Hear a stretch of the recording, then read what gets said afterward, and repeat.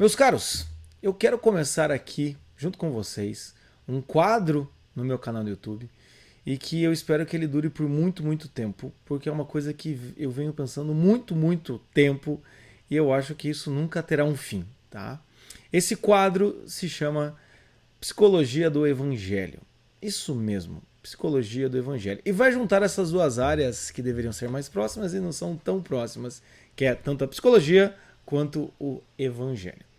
Mas eu quero fazer esse vídeo aqui como uma introdução, exatamente uma introdução, porque eu acho que é necessário eu esclarecer algumas coisas antes que vocês que assistam qualquer vídeo que eu faça nesse quadro aqui, interprete ou de uma maneira, ou achem que eu estou fazendo algo quando eu não estou fazendo, ou esperem que eu faça algo que eu não pretendo fazer.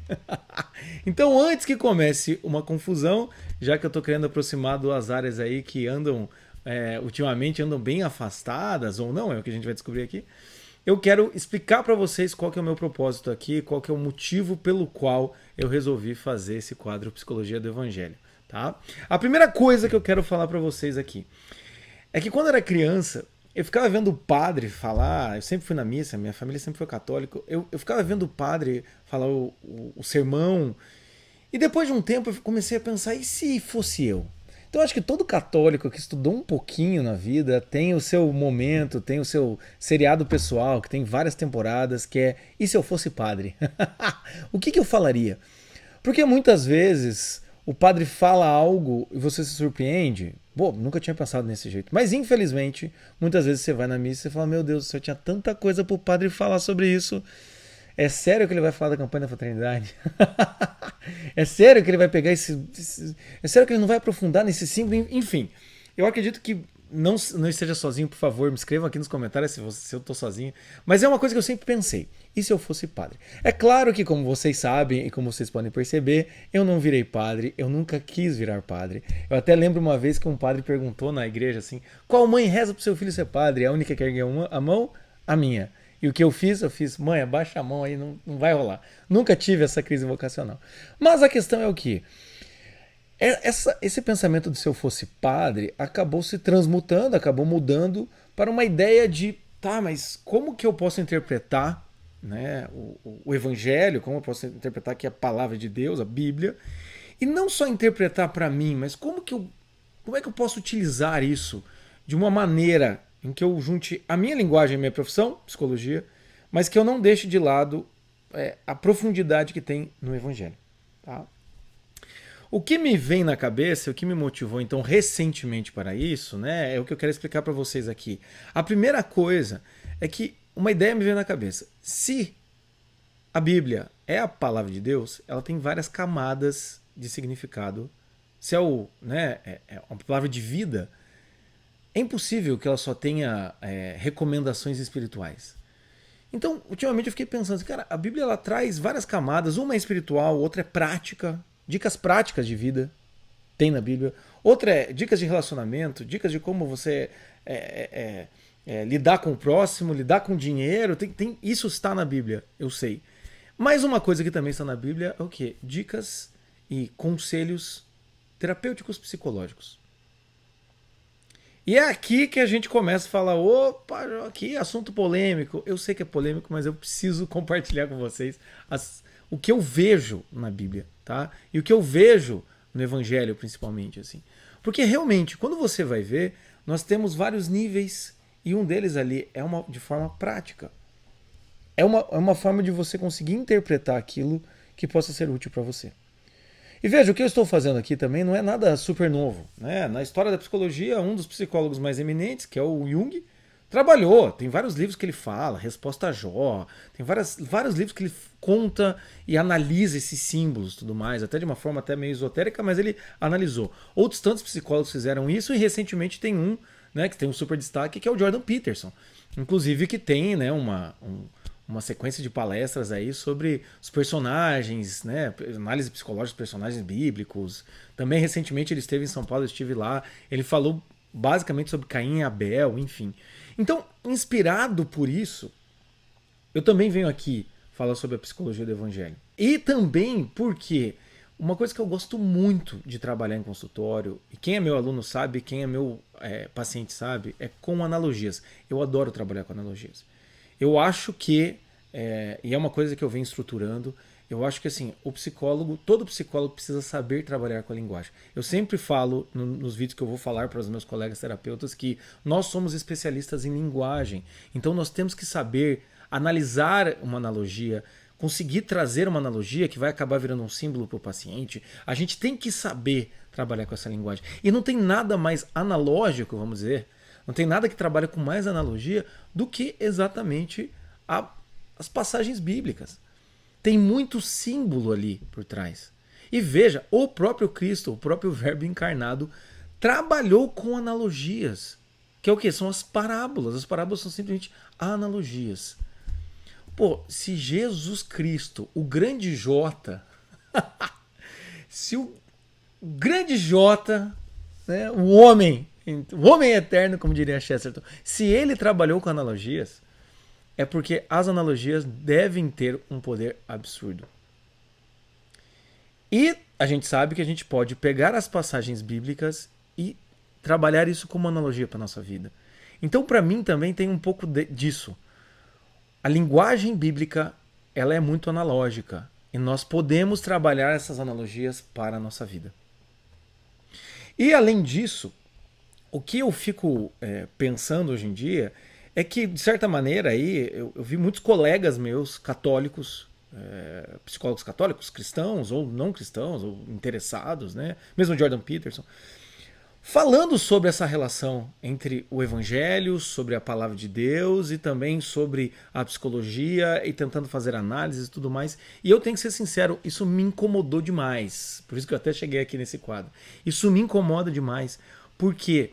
Porque muitas vezes coloca-se a linguagem religiosa ou então a prática religiosa como a cura por excelência de todos os males. Então o que acontece é que a psicologia ela acaba meio que servindo de um caminho para chegar na cura do paciente. Dizendo em outras palavras, muita gente defende que para curar o paciente ele precisa se converter. Eu, como católico, olho essa conversão e vejo sim, isso é importante. Mas não existe para mim uma conversão sem uma maturidade emocional. Então essas coisas elas podem estar juntas, elas podem se correlacionar, mas nós precisamos também trabalhar essa maturidade emocional. Nós precisamos também trabalhar este homem. É uma coisa que eu sempre digo assim, o cara quer ser um homem católico, mas muitas vezes ele se preocupa mais em ser católico do que virar homem. Ou seja, dá errado. E nesse caminho e nessa linguagem que muitas vezes eu vejo colegas utilizando, me incomoda demais. Porque senão fica um discurso apologético. E assim como me incomoda demais o que eu vejo, assim, sério, foi uma experiência absurda. E na palestra do Jordan Peterson, tem até a live, eu fiz uma live comentando isso, você vê minha empolgação. Foi uma experiência absurda ir na palestra do Jordan Peterson e ver um psicólogo falando sobre os símbolos em Caim e Abel sem ser apologético. Sem tentar te convencer, sem tentar te converter, sem tentar fazer você entrar na próxima igreja e se confessar. Tá errado isso? Não, é claro que não. Porém, eu, Jota, acredito que eu tenho uma missão, eu tenho um trabalho, né, que está muito relacionado à terapia do bom senso. E pelo bom senso, eu também vejo que eu não sou teólogo. Então, até mesmo em consultório, quando eu estou falando com o paciente né, é cristão, eu também entendo, eu falo, vou me arriscar aqui um pouquinho, eu até dou um disclaimer. Por quê? Porque eu não quero transformar a psicologia num certo tipo de direção espiritual secundária, com um certo tipo de desculpa para se falar da religião. Eu acho que a gente não precisa apelar para isso. E a gente vê o trabalho que o Jordan Peterson está fazendo e a gente consegue perceber que ali há sim algo admirável, algo nobre, e a gente não precisa, né, desculpe o termo, a gente não precisa apelar para a religião. Eu não preciso ficar apelando para isso. E também, recentemente, eu já vi muita gente, quando vai explicar coisas que fez de errado, coisa e tal, ir para o discurso religioso. Eu vejo muitos pacientes quando neuróticos por causa do discurso religioso. Eu vejo muito isso. E então, a minha intenção aqui, no final das contas, é juntando todos esses motivos que começam lá na minha infância e vem com todas essas inquietações adultas, assim. O que eu quero aqui hoje, então, e aqui nesse quadro, e eu quero que você entenda muito bem isso, é tentar trazer o ensinamento psicológico que está no Evangelho. É trazer o ensinamento psicológico que estarão nessas passagens. É a gente tentar pensar de uma analogia dessas passagens com a nossa alma, com a nossa vida como no interior. E repito, essa não é a única interpretação. É claro que as passagens que eu vou analisar aqui, que eu vou analisando, é claro que vai ter outras pessoas, né? Uma referência que eu tenho, o Padre Paulo Ricardo, não tem como não ter, né? É óbvio que você vai olhar para isso, eles vão ter outras análises. Mas o que eu quero é também tentar trazer esses símbolos escondidos. Essa maneira de a gente se portar com a nossa vida. Para que, enfim, se você tem essa espiritualidade, ou se você não tem, eu vou ficar até feliz se tiver seguidor aqui e fala, Jota, eu sou ateu. Eu vou até ficar feliz se você aparecer aqui. Para que eu possa explicar isso, para que eu possa falar com você, sem você achar que eu estou querendo te dar né, te dar rasteira e te empurrar para a igreja. Eu quero que você escute isso, meio que para complementar essa experiência com essas passagens que você tem, essa experiência espiritual, essa condução espiritual que você tem, você possa complementar isso também como um ensinamento para a questão prática da sua vida, para a questão do seu psicológico, para a sua vida interior. E aí, se você não tem a prática espiritual, tudo bem, eu vou poder te ajudar por meio dessas passagens, eu tenho certeza, vou poder te ajudar por meio da psicologia, do evangelho, a você entender um pouco melhor a sua vida, porque também, vamos ser sinceros, né, meu amigo? Né? Bíblia é o livro mais lido, ou pelo menos é o mais vendido, né? Porque a galera não lê tanto assim às vezes. É o mais vendido no mundo. Então, assim, se você tem um pouco de cultura, deseja um pouco de cultura, é óbvio que você vai entrar em contato, nem que sejam com os evangelhos. Que é, enfim, o foco principal do que eu vou falar aqui está nos evangelhos. Eu posso falar também de outras passagens, tá? Não tem também tanta... Não precisa ser tão rígido assim. Mas é isso, assim, a gente tentar trazer esses ensinamentos para a sua vida. E entender e pegar, captar esses símbolos. E por último, o que eu quero dizer para vocês, assim, ao mesmo tempo que é trazer essa linguagem psicológica da Bíblia, essa linguagem simbólica da Bíblia para a tua vida, é também para mim um exercício de eu conseguir olhar e eu também trazer, eu também conversar com vocês, dialogar com vocês, esses símbolos que vão estar aí, essas passagens que eu vou trabalhar aqui com vocês.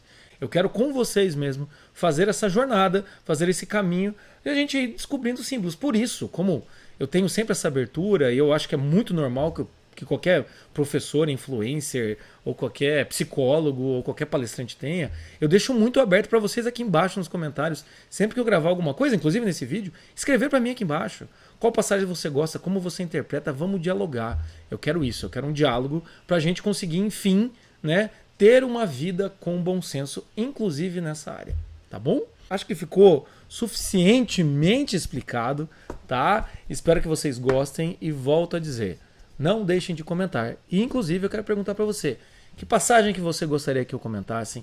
Que tipo de coisa você acha que é interessante? Que coisa que te intriga? Que passagem aí é o teu norte da tua vida? Escreve aqui embaixo, vamos dialogar, tá? Eu vou tentar, de certa maneira, acompanhar a liturgia dominical da Igreja Católica, né? Mas ao mesmo tempo, porque também vai ser uma experiência para mim, meditando sobre aquilo que vai ser, que a liturgia está acompanhando, mas isso não impede de a gente trabalhar outras coisas, tá? Então escreve aqui embaixo, fala para mim também o que você está achando dessa ideia de a gente trazer esse bom senso, uma psicologia do bom senso, né, e do evangelho ao mesmo tempo. Vamos ver como é que vai ser? Que Deus abençoe o Paul Tori. E vamos que vamos, tá bom? E óbvio, acompanha meu canal aqui, compartilha, vamos conversando, acho que vai ser muito legal. Um abraço!